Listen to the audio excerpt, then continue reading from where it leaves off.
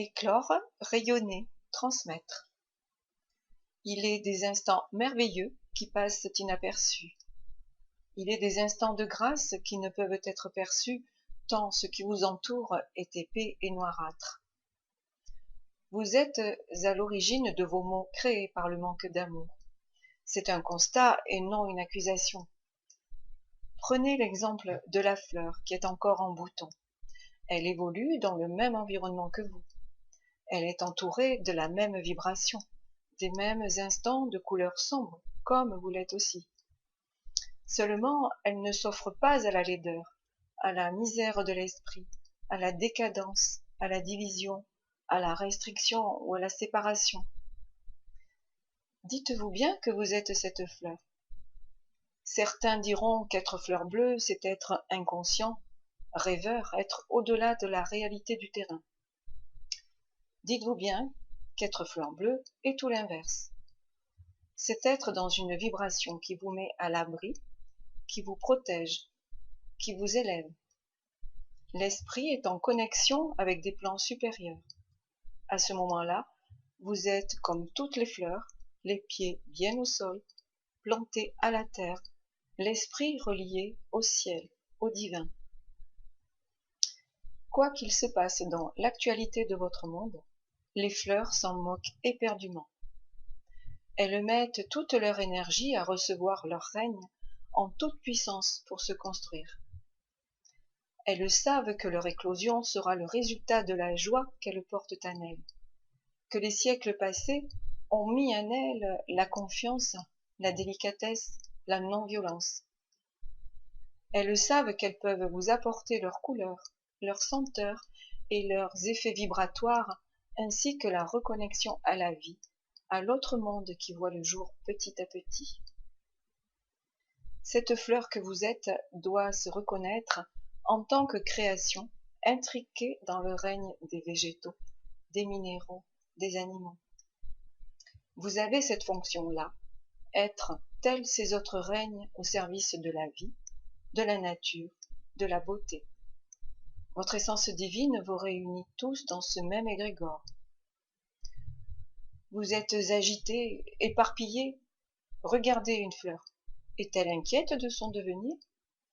Son élégance la met au service de l'ensemble de la création.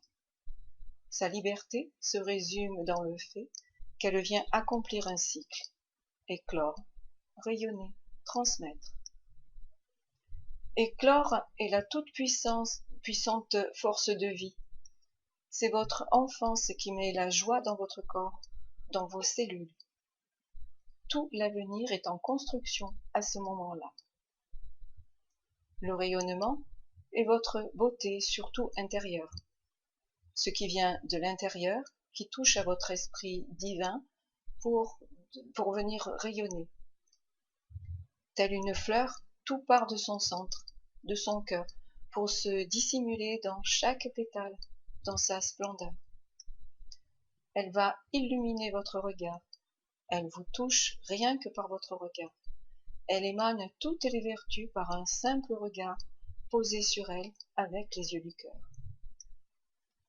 La transmission, après son cycle de floraison, ce sont les graines qui portent en elles cette transmission.